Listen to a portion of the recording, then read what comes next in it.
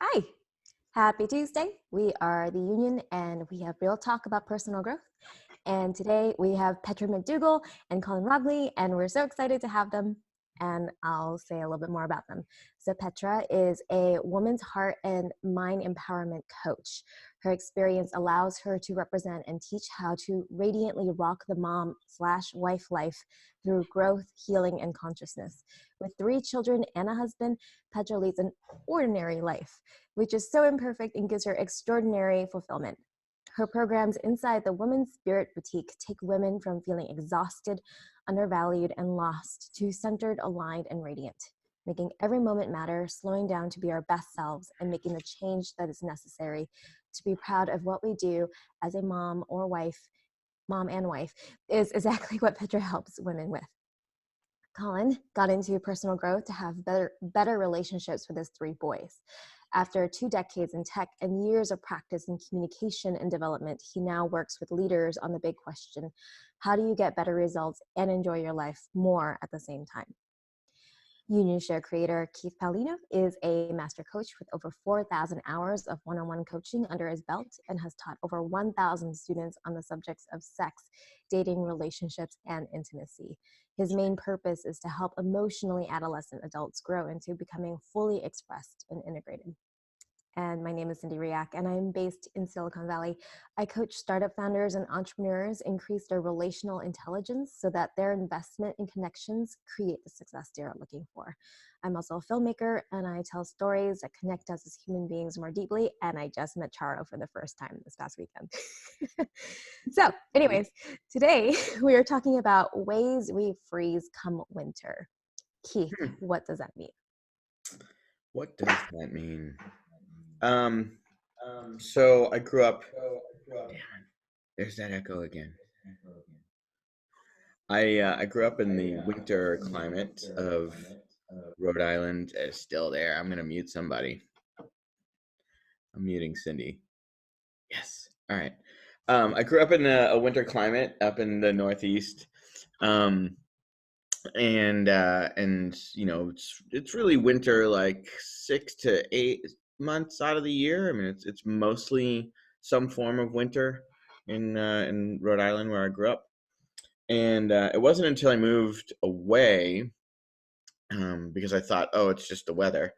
But it wasn't until I moved away that I noticed that there's a really long kind of manic depressive cycle that I associate with spring, summer, fall, and winter.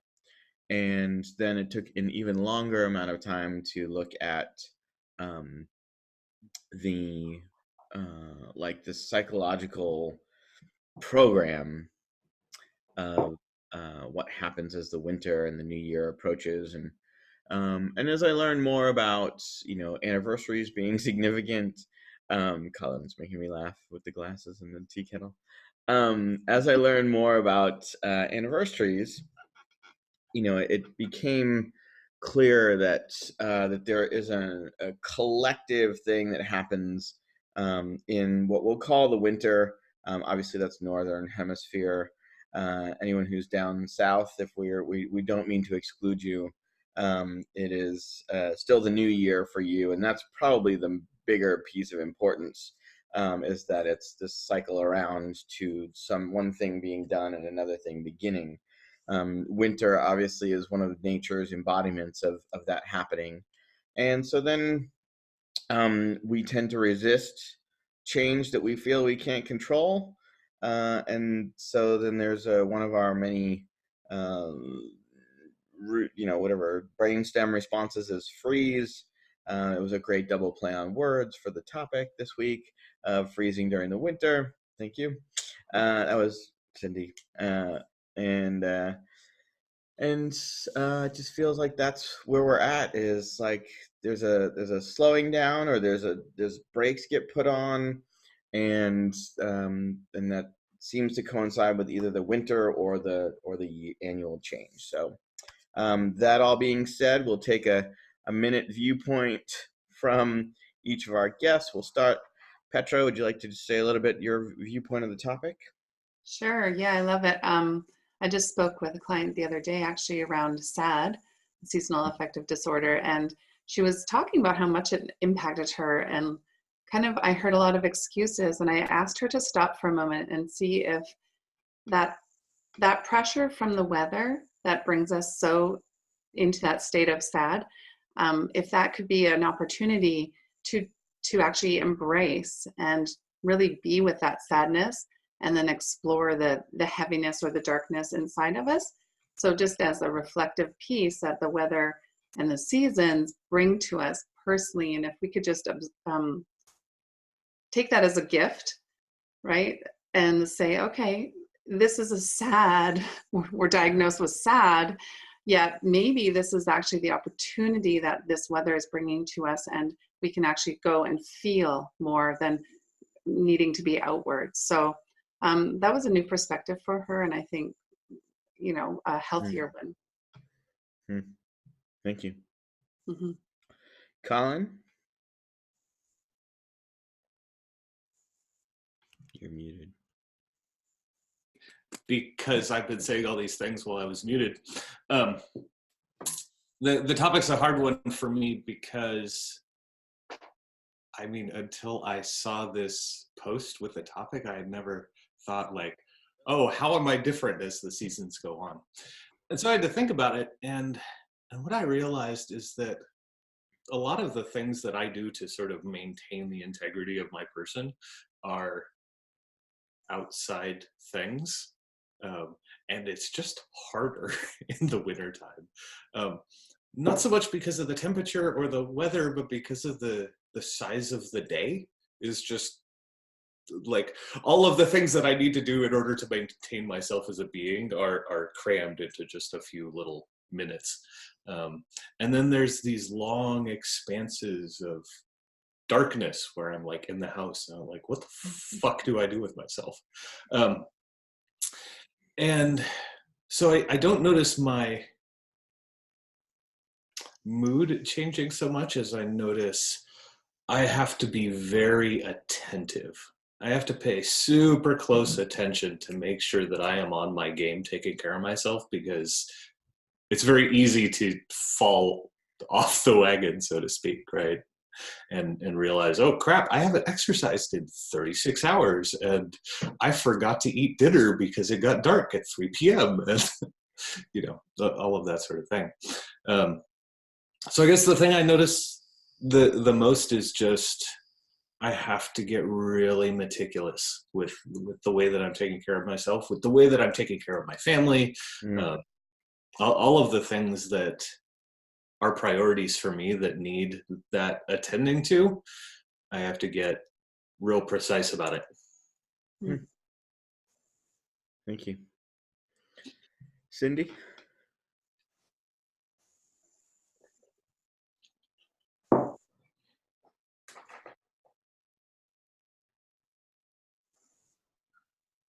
Cindy, unmute first.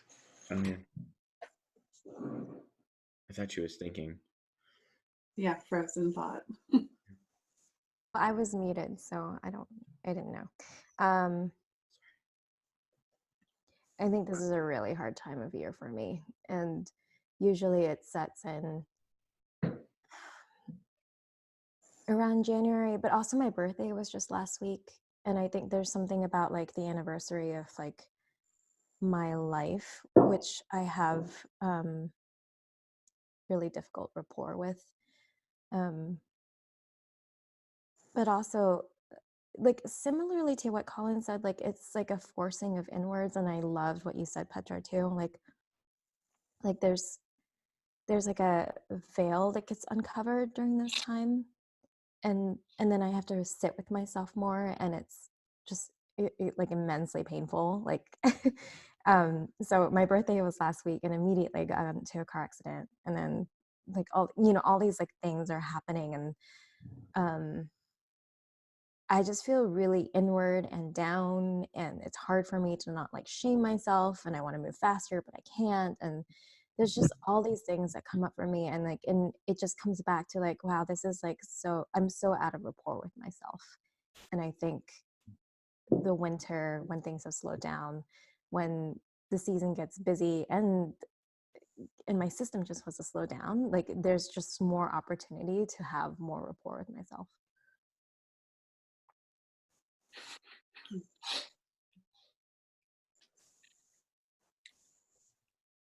What a way to characterize it. Like feeling totally out of rapport with myself turns all the way at the end to, there's just such an opportunity to have more rapport with myself. Yeah. I need to quickly say, I cannot believe that you would forget dinner. You're like an eating machine. Yeah. It's true. It's true. It's the timings, right? It's the family's gonna sit down at that like sunset sort of period and have a meal. I'm like, I should have done that. It's 10:15. It's easy for me to lose track. Mm-hmm. All right. We're definitely in an odd mood today, I'm noticing. Everyone, if you're just joining us, welcome to the Union, Real Talk about Personal Growth. This week, we've got on Petra MacDougall and Colin Rognlie.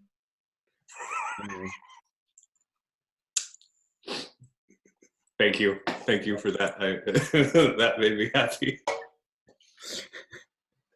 We're talking about ways we freeze come winter / New Year / when seasons change and things end and other things begin. And here we are. We are at the discussion portion of the show. Go. Keith, you didn't quite share. Well, I started and then it seemed like the discussion wanted to happen. So then I was like, well, let's just skip to it. I mean, I'll just say for me, the extension of what I was talking about earlier is just like, so I left Rhode Island when I was 21 and I went to the Bay Area and I was there until I was 37 and like I still, it still was like that long arc. And it wasn't really until I hit, like stepped into a personal growth path and started really looking more at myself being the root of this thing, that I understood, anything about it. And so I really just thought that there was just this like indelible winter cycle in my body that I would never be able to escape. And now at this point, I've got it where I'm like, I can't quite do it this year, but next year, my plan is to leave the country for Christmas. Like what I've got it down to is like the 10 days surrounding Christmas Day appears to be like the like cloud of off-gassed depression of the masses that I just can't avoid feeling. And I really like I've tried like just being alone, like being in my house alone. I've tried a bunch of different things. But just being with a bunch of like obviously being with a bunch of great people feels like, oh, maybe that's an antidote, or something. But it's like the second there's like a void or a quiet period, it's just like and this last year and this year especially, like there's nothing wrong, like things are great in my life. Not nothing, obviously I've got I'm fucked up on a regular basis, but there's just no like reason for my baseline of happiness to suddenly sink 17 feet into the ground and feel like I'm now suddenly walking around in lead shoes and all of that fun metaphors around feeling heavier than I am. So that to me is like, okay, I've got it narrowed down to this space of like, oh, I'm a person who's willing to feel in the world, and I'm not just feeling my own stuff. And most of the time I can just like keep an energetic boundary out here, and I intend to continue to grow and heal and heal my relationship with my nervous system to make it all the way through Christmas with like what I want to let in and when, but I'm not there yet. So that's kind of how I freeze, is like this stuff gets in and I get weighed down. So curious about that, because when you say that, like obviously we all want to escape into the heat, right? I was so blessed to be able to go to Disneyland, and my mom took me and a couple of the kids, and palm trees, blue skies, heat, and wild rides. So we were high, right? Mm-hmm. And my emotions were like not even there. Like I was numb. I was just numb and high. That's it. And then I came home and there was this heaviness. And when I hear you say you want to go, and like I'm assuming somewhere beautiful and warm and like that, yeah, I just realized, man, there's so much in this darkness, or that, you know, that I haven't vacationed in a long time, but it was like the blues, right? Come back and I haven't felt that much blues or that much depression in a long time, but there was so much information there for me. And so I wonder if, like, taking on as an empath and what people are feeling, that conscious collective of, you know, darkness, if we sat in it together and embraced it more, that maybe it wouldn't be 17 feet under, maybe it would only be 10. I don't know. Like, what would that mean? And is there huge stuff there for you to be able to make that next year a little less heavy?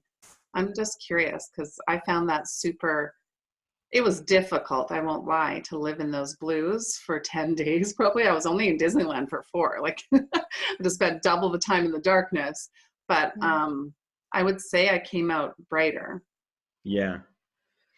I mean, that's a kind of overall habit, you know, in terms of like having a lot of approval, being in the down. It's where I find difficulty is like, I have a hard time being in approval of down it's not mine, basically. Right. Like there's a like my whatever, my responsiveness is sensitive, and yet my ability to kind of tune it or calibrate it to have it be that it's sensitive to what serves me, I guess, or I'm not sure. Like, I don't want it to be that I'm like blocking the world out, and like, I do have a personal belief that it's not I'm not obligated to, as someone who's willing to feel sensation in the world, I'm not obligated to feel the off-gassed emotional content of a world that's unwilling to feel. Like, there's that unconscious off-gassing of sensation and feeling of a masses that are generally unwilling to feel.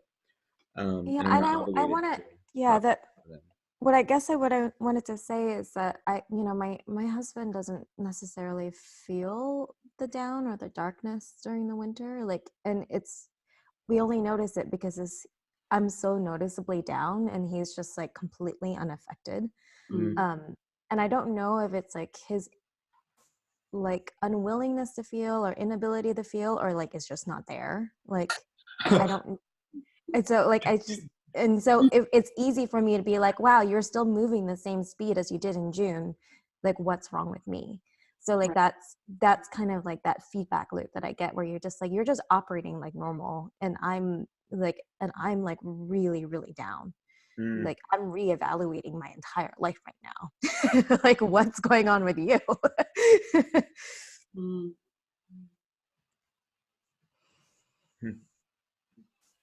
I mean, to be fair, he is from England.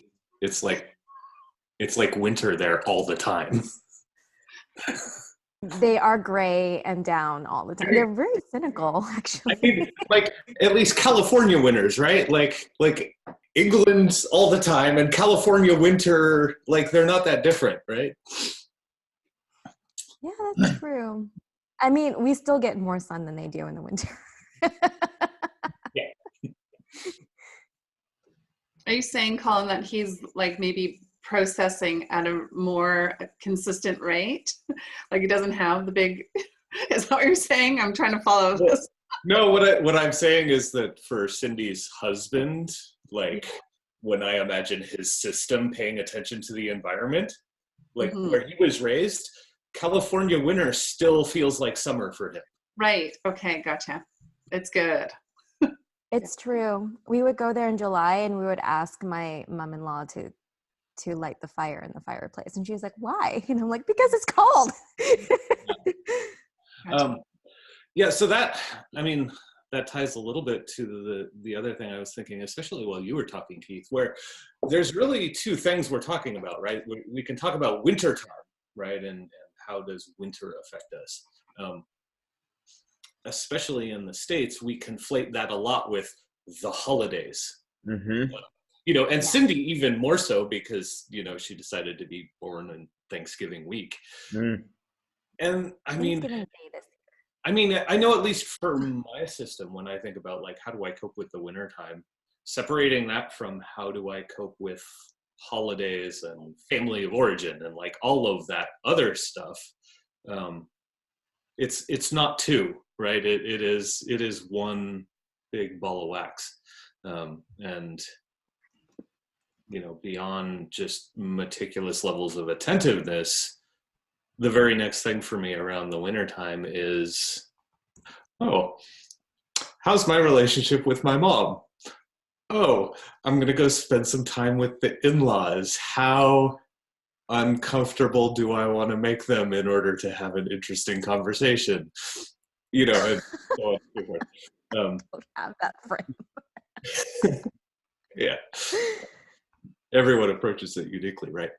But yeah, I think the holidays, right, and the family stuff is the thing that hasn't been mentioned yet that I have my eye on.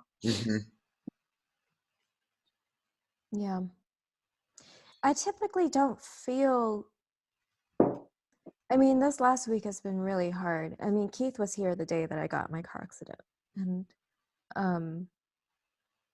it's really sent me through a spit, and I could call it, you know, PTSD or whatever, but I'm just like, no, this is the same feeling that I get every winter, but it's kickstarted a little bit earlier. Like I usually get it around January. Like I track it enough to know that. And now I'm like having it before Christmas, and I'm just like, I can barely function right here. Like it's really difficult to not spiral into this darkness and then make some meaning about it and then like decide that there's something wrong with me. It's just really intense. And I don't know if it's holiday related. It could be, because usually like it comes after the holidays because all the busyness dies down. Yeah, I had that experience in terms of like the shifting of, you know, because I just earlier on I just thought it was like if I didn't get enough momentum by the end of the summer, like it was just going to slowly decrease like all the way through. So mine I think started earlier and then would have been, you know, like I got it to start later and later, but I've definitely had the experience of it shifting, or my awareness of it shifting, maybe is what I could say for myself. I'm just so curious because we're talking a lot about the symptoms and the triggers and the emotion, but we're not talking about it. What's it? Yeah, tell me. Like for me right now, I'm feeling. I'm on. Yeah, let's go. Peace. Okay. Right now I'm feeling pretty decent. As Keith, I asked him, how's he going? He said, decent. I'm feeling pretty decent. But if I'm looking at, if I'm going to go in and say, okay, what am I actually feeling? I'd say there's anxiety. I never really believed in that word, but all of a sudden I'm like, oh, I've got that feeling everyone's talking about and labeling people with. It's here now. What is it? You know, I'm not going to just say you have anxiety or Petra, you have anxiety. No, I'm not. I don't have anxiety. I have a feeling that someone's labeled anxiety. And now I'm going to look at it. Like, what the hell is causing me to feel this way? And it can all be external, you know, popping 2 kilograms of popcorn for my kids' medieval market today, and like doing that for 3 days while picking up someone at violin lesson and going to concerts and then playing an hour of basketball with my kid and then, you know, everything else. But all these external things are causing me to feel it. And if I just sit with it, it's complete feeling of like I don't feel secure, not in myself, but in my life. My jealousy has come up again. And again, that's a feeling, but what is that jealousy about, or that suspiciousness that I'm acting out? It's because I'm feeling insecure. And yet still, that's still an insecurity. So what is that? It's like all these friggin' layers, right? And it always brings me back into these origins of stories that I've built around myself, as we all know, because they're all belief systems, right? So then I turn into the little girl who doesn't feel good, who sat in the banana box at the back of the bakery when everyone was busy working, you know, and then I have a donut. No, I need these for an order, you know, like it's, what is it? And I'd love for Cindy, because I'm feeling you, girl. Like, it's heavy. Your birthday, it's heavy now. Accident. When I saw you on the screen, you had your kitties. You're cuddling them like your babies. Like, what is it? Mm-hmm.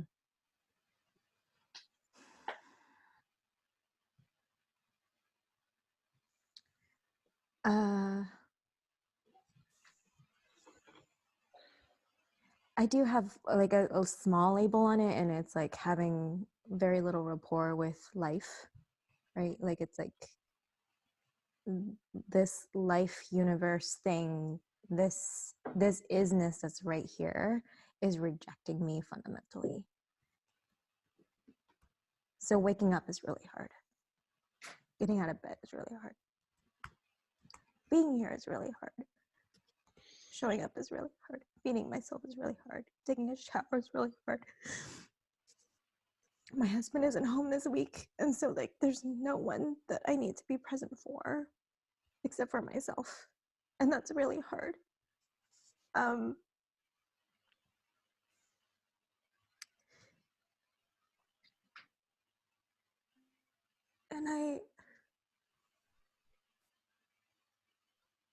it's really hard for me to not fall completely into it, and I'm afraid to fall completely into it. And I always get this, not just in the winter, but I get in the summer too.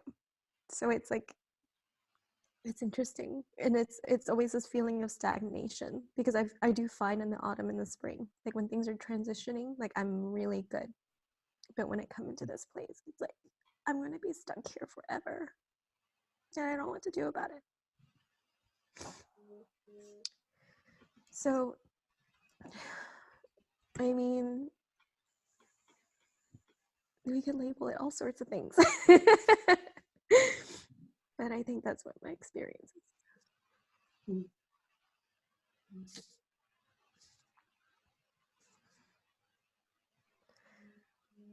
Thank you for being so vulnerable. That's a really delicate place to be.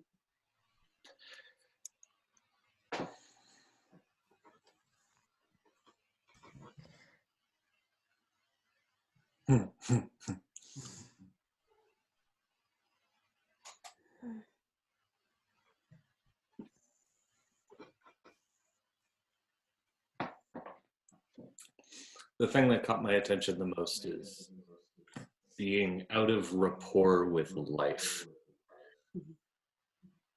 Man, I don't know what being in rapport with life would be like, but I don't imagine that I have it, and it sounds awesome.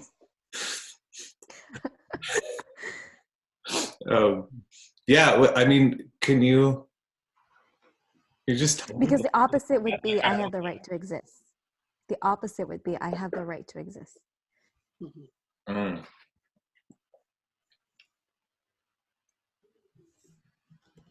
So you're not worthy. And if you say that and like actually try to embody that as you're saying it, you'll notice whether or not you're in rapport with life. Is that a headspace, Cindy, or is it real? And if I'm challenging too much, just like say, go girl, like stop. No, I'm just so curious. I'm glad that we're looking at concrete things. No, I just grew up with a lot of evidence from my caregivers that I was unwanted. So it's completely been integrated into my nervous system as a way to survive. Mm-hmm. Right? I need to reflect and say to my caregivers, yes, you're completely right. And I don't really Have you have spent a time basis. healing those belief systems? Because I'm like, I don't know you very well, Cindy, and I'm so happy to be sitting in front of you right now. You know, so I definitely hear that as like, without putting it down as a story that you can heal, right? So what kind of actions have you taken towards that, knowing that you have this seasonal? Right. I'm pretty active in terms of looking at this pretty core space. Right. Yeah, I am doing a lot of pretty advanced NLP, and I have a background in somatic therapy, and so Mm-hmm. there's a lot of TRE and other stuff that I'm working with. But I think, like I said, the car accident kind of knocked me into this space, and it's pretty tough to climb out. Yeah. It was a big truck backed into me and basically crushed like the front part of our car. And I think it kind of like, again, like verified that thing where like, wow, you didn't even notice I was here. Right. Oh, geez. Almost. Mm. Yeah.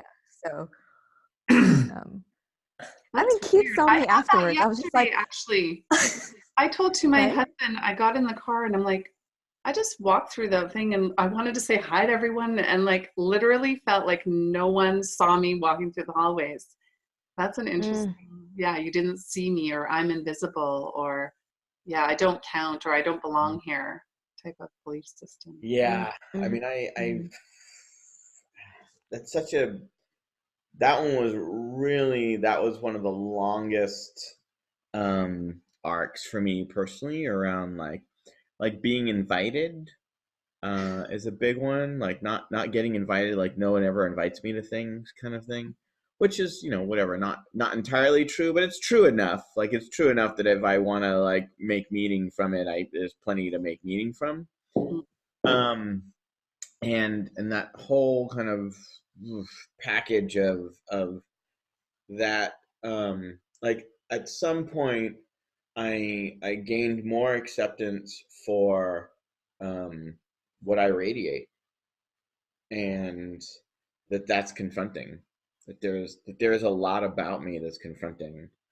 Not all of it great, but a lot of it really great.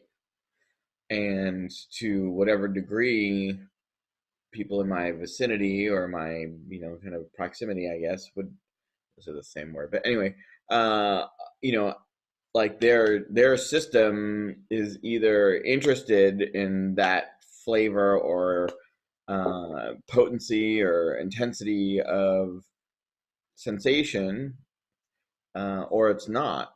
And if, as we were talking about earlier, like a lot of the way I frame this for myself in order to make it through this period of the year is about understanding like this is my impact, and part of my impact is that if you're unwilling, and it's not like you're asshole selfish person who's like, I'm unwilling to feel. It's just like this is the survival mechanism conditioning piece of like, my survival mechanism says if I feel shit, I'm gonna, there's pain and suffering, and so I'm not gonna do that.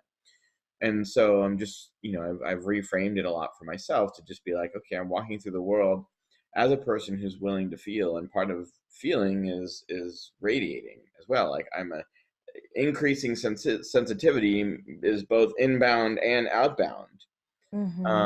It's a transceiver mechanism that I'm cultivating as my limbic system, etc. And that is going to, it becomes more and more lonely the better you get at it. Essentially, the better I've gotten at it. I'll use my own. And like, and it's catalyzing too, which makes it even more like I have to choose to see it as a fun game, or like I will just be holed up in my house 24/7 because I become a lightning rod for, like now I'm the victimizer all the time, just simply by walking around in the world. So there's a lot to kind of, for me to there's so many places to collapse under the weight of that. And it's been a lot about finding the right pace, finding the right like how do I stay engaged in my life, even call it like engaged in the down, like I have watched all 14 seasons of NCIS and 13 seasons of Criminal Minds. Now, mind you, these are not high quality shows. I could recommend you better things to watch. I've watched plenty of great TV, but that wasn't the point. The point was like, oh, I'm like going into this down thing, and this is how I'm going to do it. Like, I'm just going to find something that is essentially like, empty calories, and spend my time in this place inside of this kind of like fantasy container. And then I will kind of, I usually come out of the longer downs sooner than, all 13 seasons. But then, I've got pride and I've got to finish the show. But yeah, like that place of like being engaged. I do that mostly for Cindy. But that being engaged all the way through it is the hardest part. And so then, of course, from the outside, it looks like I'm just checking out with crappy TV, right? Of course, I'm not feeling. So you're using it as a protective thing. Is that what you're saying? And that you also container, like there's a container that I can kind of live inside of in that thing. And then like, for me, it's really, there's always something in it, right? So like if you whatever. I've outed myself on this on the show before, but like, so with NCIS, there's a huge fatherhood theme. Like you barely meet the mothers in that whole show. And the main character is like a father figure to all the people on the show. And like, that's a big piece for me personally, is like, I show up, whether people are like it or not, whether I like it or not, I often show up as a father figure for people, and there's like a wall to kind of throw yourself against there. And then Criminal Minds was about chosen family, like there's like this overarching theme of like whether or not your biological family works for you, you also have the ability to have a chosen family. So these are like it's terrible TV, like let's just know, but there was these long downs that I was in, that there was some lesson, something I needed to get, and I found unconsciously this like, contrived, saccharine, mainstream way to kind of give it to myself. Mm-hmm. Is it working? Yeah. It did. Okay. Yeah. Good question. Good. That's the only thing I didn't know at the end of that voyage.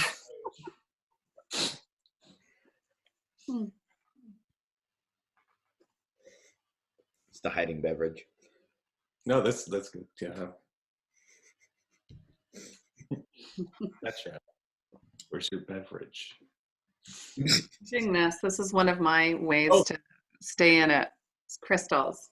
Gotcha. I don't know if that's too out there for y'all, but I have these gorgeous stones to connect with. And even before coming on here, feeling this anxiety from this medieval market or whatever, this feeling, right, to get really grounded so that this serves for people who are watching. I'm like, otherwise I'm just going to be like this total chaotic mom with nothing to give or to share. So these are little tools I use to even be here today. Crystals and meditations and stuff like that. They would have totally been okay with chaotic mom too. Yeah. Those are the reality shows. I don't need to make up for that. Those are relatable.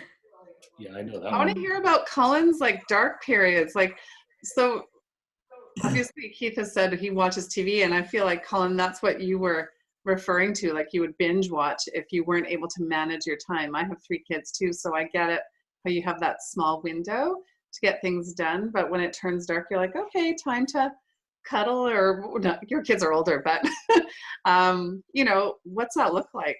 What do you, how are you managing that when you talked about that? I'm so curious.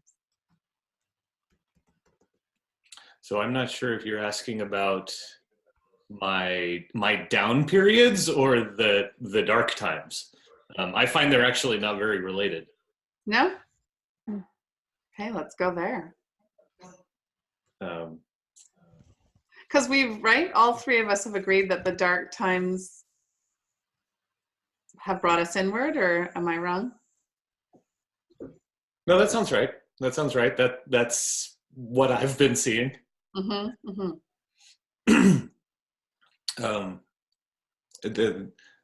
dark times, as we're calling winter, yeah, it just has me more attentive.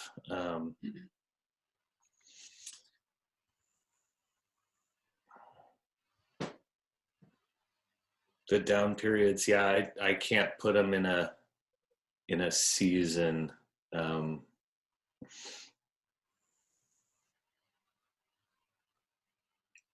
I had a long conversation with a friend about them just a couple days ago, and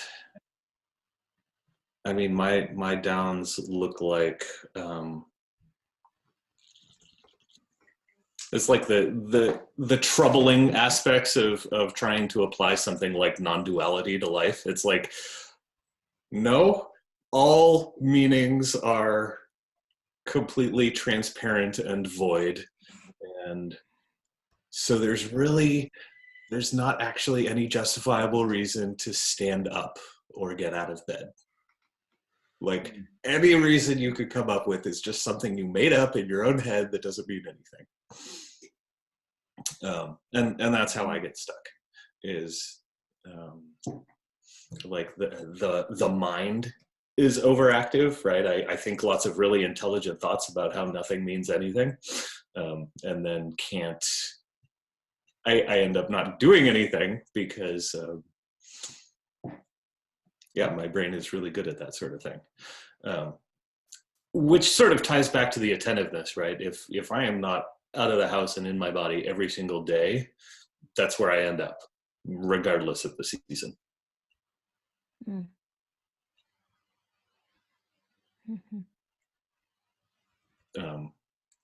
Yeah, the brain wants to self-destruct, so I have to take care of the primate instead.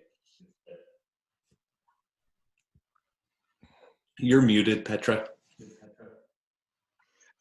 My home phone rang, and then I heard something about my son. Someone asking if my son's home, and I'm like, huh? He's supposed to be at school, and now my energy's somewhat there, but Right, yeah, okay. Mind, and the stories started going just like you said. So I'm sitting with you right now, managing my mind, thinking, no, he's good, and that's what you were saying, right?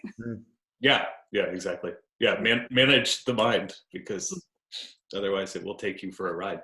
Yeah. So I'm kind of in agreement with what Petra was saying earlier, right? Like it feels like we're really good at nipping at the edges of this topic. I'm curious if there's any like is there freeze in your life? Like, a lot of what I heard, we've talked about like slowing or like, weight metaphors. I'm curious if there's actual freeze, and if there is, what that looks like.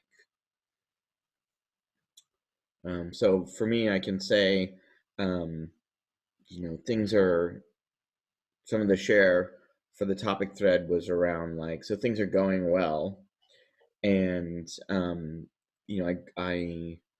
I grew up without a lot of resources. And so as things get better and better in my life, I have to kind of anchor myself into like reality, like everyday reality, because when I was a kid, I kind of fantasized about being where I am or I'm about to be, like I'm on the cusp of some different kinds of success in this next year. And then I've been close, in similar spots earlier in my life where I get close and then I stop trying. And it does often happen in this time period, this December to January time period. I think it's like it gets hard, or I have this like pull towards the normalized state of a depression. And so then I also then fantasize about being taken care of. And so things are going really well. So now it's like I can coast, I can, and in that place, that's the freezing for me, where I like go into fantasy about being taken care of, or everything is just going to go my way. And and then I stop trying. I like lean out, is a means of, so I fantasize about success. I underneath cause, we'll say, failure, and then I get to have my depressive state. I've earned my depressive reward for this particular part. So the freezing for me is like I stop doing all the things that have brought me to this place where I'm near whatever my definition of success is in that particular place in my life. I freeze and I stop. And that's the hardest. Like I still, like obviously there's a lot in terms of like self-care. I start to go faster when I'm getting closer to success. I take on a lot. I kind of more easily overwhelm myself, or like it's harder for me to keep track, that kind of thing. And so then I like drop things, and now I feel bad about dropping things, and so like there's a point in there where it's like I'm not earning enough depression, so I've got to just kind of stop being successful. I'm fucking up my own identity program here, and I've got to knock it off. Mm. Mm-hmm. Is there a 100% free relate to example? that. Yeah. Mm-hmm. I'll just share quickly, I guess, because there's a moment. I feel like now that that's brought up, I've put out several courses, and they've been really big, deep dives, right? And a few people have tried them, and I started getting momentum, and it's always around the end of November, actually, now that probably 3 years in a row. And as the Christmas season comes in, and like right now, when all the concerts are starting and all this stuff with all the kids, I basically back off and don't follow through with any sales or I do finish with my clients, but it's not to finish off that whole course. It's basically just to be there. I don't even bother about the paid portion anymore. I just show up to be there. Like I don't look after myself and the security piece that I need and have been looking for and craving for myself. All of a sudden that all stops. I focus on the kids, and now I put myself in this, same state, like, you don't quite deserve to get to the finishing line. There'll be success there and opportunities, so don't go there. It's not like that's when the mind comes in. It's not safe. You won't be available for your kids. That's not who you are. You have to work hard for your money, harder than what you're doing. You can't be at home and make money. Like all the stories start creeping up. So I hear you 100%, Keith. I'm there. And ready to break through that, by the way. I'm just going to state that out loud. Yes. Well, right. Like, I hope I am. Right. Like, you ready? Yeah. Like, I definitely want to believe that about myself. And like, I've worked really hard. Not even worked really hard. I've stayed leaned into confronting who I actually am for the last, well, I mean, I've been doing, it's 5 years of therapy, 5 years of ACA program. you know, 2 years of doing this show, like I've got some of those like long-term practices in that are ways that I can demonstrate to my identity program that I do have the ability to stay in something long-term and go all the way. Because my survival programs, my identity programs are all about like, you know, changing things up because we don't think I'm going to live that long, basically. Like there's this expectation of imminent death all the time. Mm. Less so in the last 5 years, but as a lifelong kind of identity program, like I don't plan ahead. I don't think about the future because there's just this kind of imminent, like I'm 45, maybe I'll make it to 50, you know, like that kind of general feeling about myself, which has constantly let me off the hook of anchoring into something long term, right? Which means that when it comes time to be successful, which means also generally success often for me looks like a longer term commitment to something that I don't necessarily have control over, then I can just bounce. Gotta go. Mm. Feels like it ties into what Cindy's going through at the end. Like, how valid are we to do the thing or to live the life, or, you know, it's all worthiness, isn't it? Always. And it kind of wraps into what Colin was saying too, like where I'm just like, well, do I want to be an actor because I want to prove myself, and what do I need to prove myself for? And it was just like, and I'm like, none of it matters. Got it. None of it matters. Just give up. Just give up. None of it matters. Nice. Yeah. Mm-hmm. Yeah.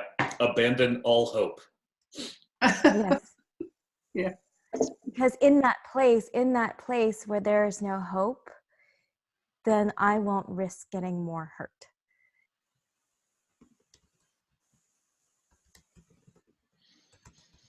And then there's no living left to do. Exactly. Then we're in the deep freeze. Now you're frozen. Now we're frozen. Yeah. Yeah, I have that the opposite way. It's like as soon as I give up hope, then I feel okay. It's like, oh.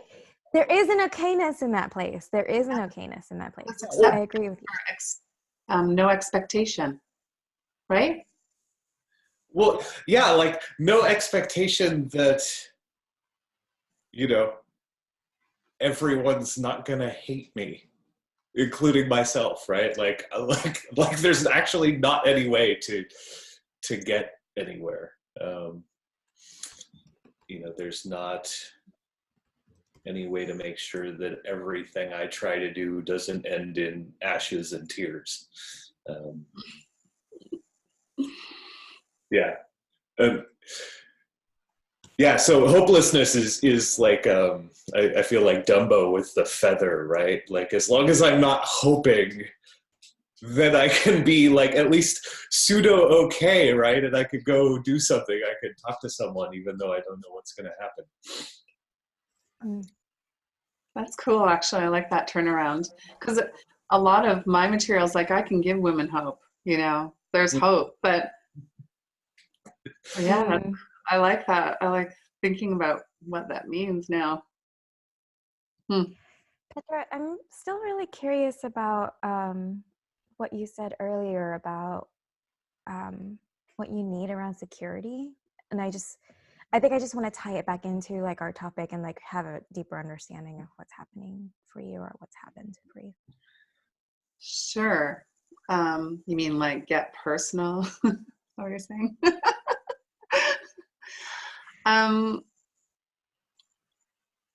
Okay, so the details really quickly are, Gary and I have been, my husband and I have been following this, I want to say hope, but more like inspiration for 6 to 7 years, and never have really worried too much. No, haven't focused on making money. And that's the security piece. And this whole time, God, universe, the power that is, has taken care of us. We're still in this house. We're still trucking along, and there's always new pieces to share. You know, there's always opportunities literally knocking on our door, saying, you know, hey, I need to write an article about that, or like these weird things. And we are in our house. We don't leave here very often, but the security is always a financial fear for me, even though I'm really, truly trying to follow my path and what my purpose is here. Mm. So I question my purpose from time to time, but every time I visit and work on this piece that it seems to be my purpose, I feel really alive. And when I can share that with a woman, a mom, a wife, and then we're having this juicy, like alive, vibrating in my chest is really open and positive, not tense and scary.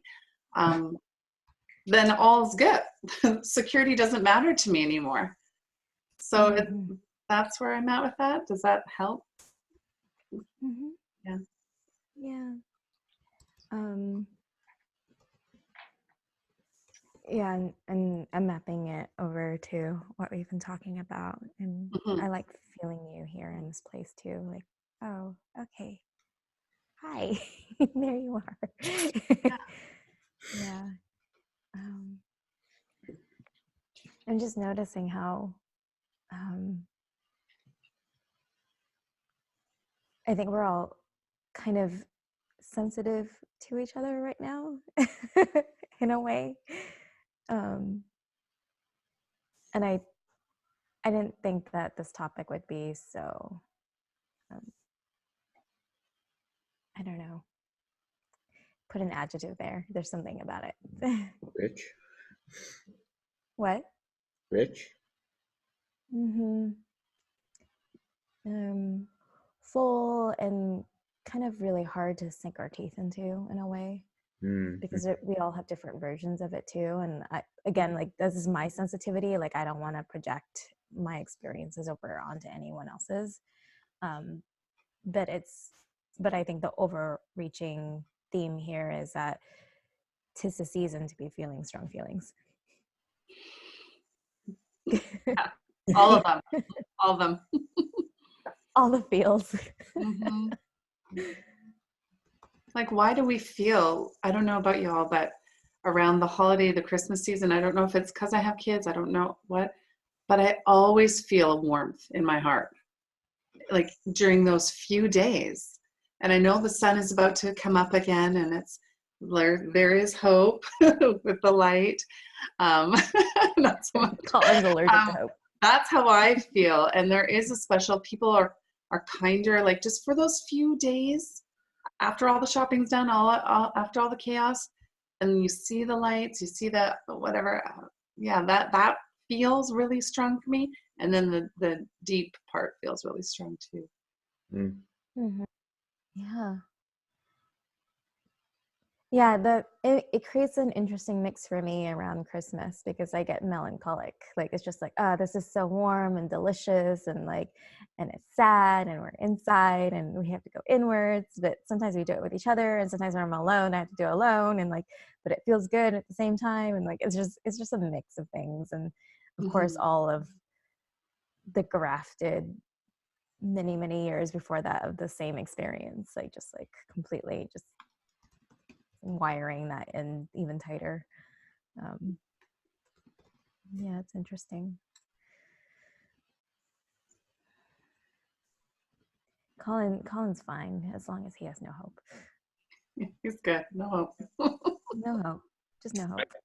Man, I have hope sometimes, and I gotta catch that shit because it'll take me out. Like, man, I'm gonna make it. Shit. Yeah, fuck hope. No, it ruins me. Like, it actually ruins me. Can you share more? I'm like, give me more. What? How? What do you mean?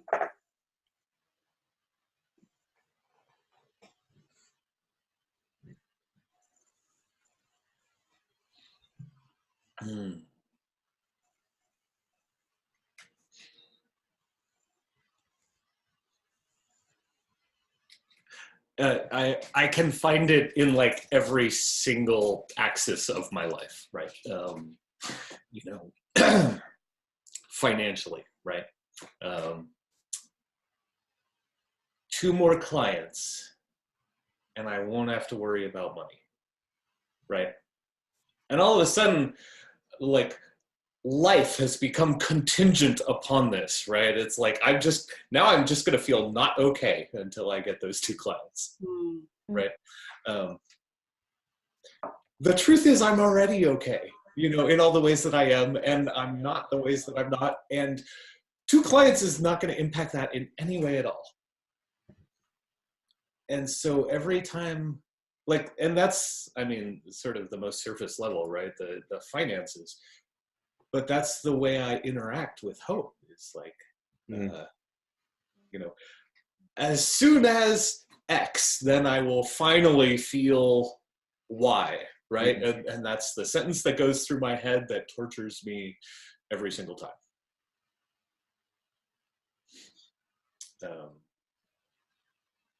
Yeah, and so like even talking about having hope, I tear up a little bit because it's, I think most of the pain in my life has come from having hope.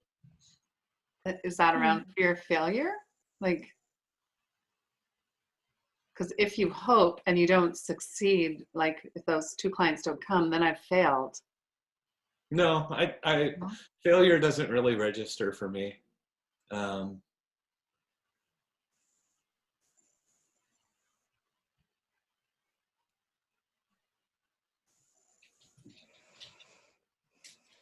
No, it's like I tell myself a story that I'll be okay, right? If X happens, then I'll be okay. And what it immediately turns into in my head is, for so long as it hasn't happened, I am not okay. Yeah, it implies the present moment you're in and not okayness. Yeah. So, I mean, as soon as I have that story of at some future point I will be okay, it sits in the back of my head as you're not okay, you're not okay, you're not okay. Interesting. Does it relate the okay more to what I'm talking about around insecurity, or more with Cindy around worthiness? Or is that the same? I would say it's closer to you. The thing that Cindy said about like you would know if you're in rapport with life if you can say like I deserve to be alive. I have the right to exist. I have a right to exist. I have a right to exist. And that struck me when she said it, because I'm like, I can't imagine such a thing. Like, a right to exist. I mean, I don't know what that looks like. I don't know what that feels like. I've never felt that or its absence. Like it's just not a register that I have. It's part security and part is there anything I'm useful for? Like maybe if I do something, then I will finally have been useful for something. Useful how? Really, I would take in any way at all. And for whom? Again, useful to anyone for anything. Like if I had something like that I could hold on to. Like okay. In your lifetime, you fed a mouse a piece of cheese and it lived a day longer. Were you useful?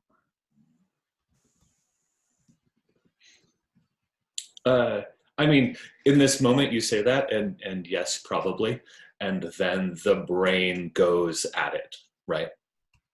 Like, oh, what was the meaning for the mouse having been fed? And did that actually turn out well? And on and on and on, right?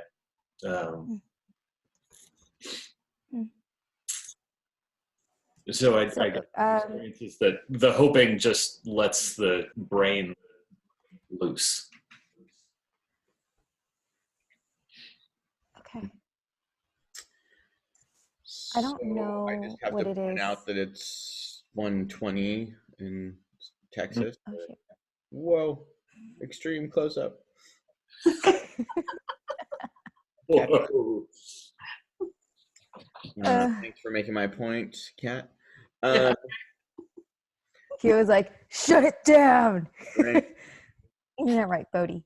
So yeah, I definitely let this one go over because it's like we want to talk about it so much.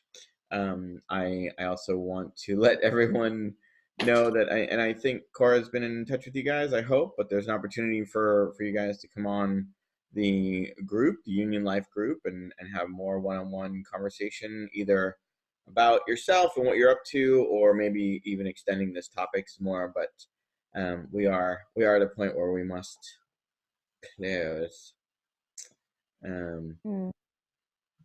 So in that, are you okay with that, Cindy? Yeah. Okay. I'm running through what just has happened in the last hour in my brain. Like, wait, what just happened? Okay, cool. So this is the part where we do like a quick takeaway, talking point, final thoughts, whatever you want to call it, that you would like to leave with our audience. If you have one, shout it out. If you don't, no worries. We'll move on.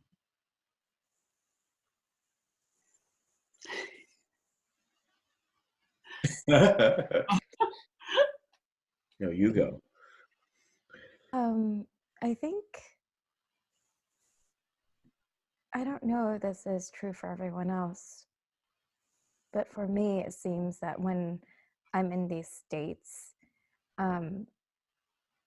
what I would like more of is to relax into it. And that means more permission giving and more like, oh, I'm going through this patch where a lot of really, really uncomfortable sensations and feelings are coming up. And I want to think about it more as this is an opportunity to integrate more of what it is that I'm experiencing, because underneath that is like a really strong desire to be in hope and love and be in rapport with life.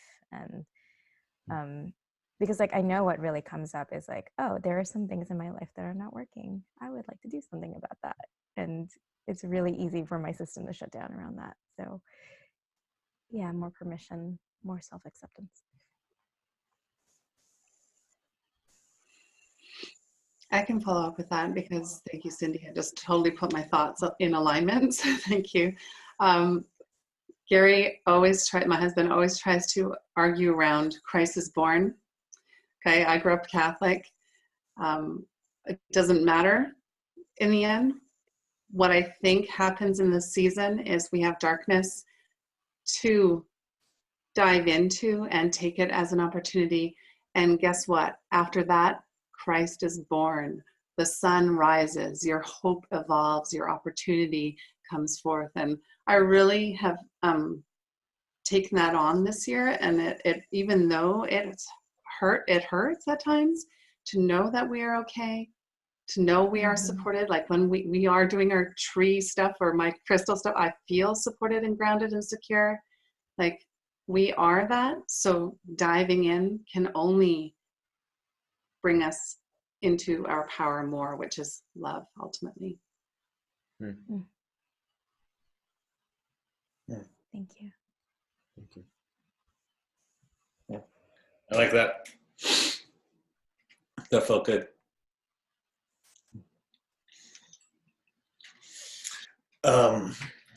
Man, what am I taking away? I'm reminded of a thought I encountered a couple of weeks ago, of like, like the marketing people on the internet, like you have to become unstoppable. And someone said, why? Like, why become unstoppable? Like, your dog gets hit by a car, you don't stop. Like, you get someone close to you is super ill, you don't stop. Like, there are things worth stopping for. And so in the way I go through this season is with very meticulous attention on what I'm doing and how I'm taking care of my life. I also have my attention on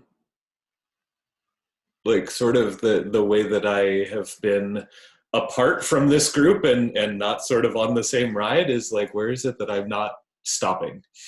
And maybe there might be value in it. So that's the inquiry that I'm walking away with. Thank you. Thank you. Yeah, I think for me, it's just as always, I try to remind people that you are feeling something, like that your suspicions are correct. This an intense confluence of things that happen this time of year, seasonal, transitional, holidays, family, anniversaries. There's a lot where, say, in, I don't know, July, when it's your birthday, there's just that one thing happening, and then it's got its own like ride to it. This is like trying to ride a roller coaster and 3 other Disney rides at the same time, and it's intense. So it's real, and start there, that it's real and you're not imagining it, and then see if you can, how you can be kind to yourself throughout the ride. And the more you stay on your personal growth journey, the better it gets.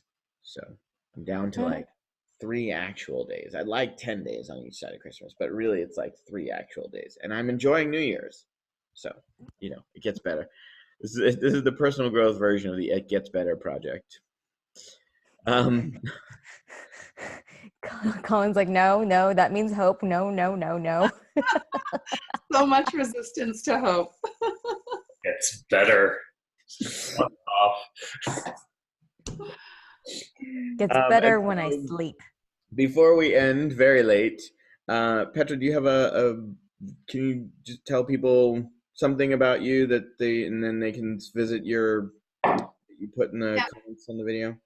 Sure, yeah, come hang out with me at Petra MacDougall on Instagram, and the Women's Spirit Boutique on Facebook, and we can continue on this journey together. I'd love to see you there. Awesome. Link it up in the comments. Colin, do you have something you would like to offer the people about you? I coached men for a long time. Now I mostly work with leaders, people who run teams, that sort of thing. That being said, if you're watching this and you want to talk to me, you can click on my name down in the comments and just send me a message, and we'll chat for a little bit and see if there's something fun that could happen. Awesome. Anything for you this week, Cindy? No. All righty. That's it for me as well. Thank you guys so much for being on. Thanks for going over time with us. Thank you all out there for watching. We'll be here next week. Another couple of amazing guests. And now we say goodbye. Goodbye. Goodbye. Goodbye, Facebook. Bye.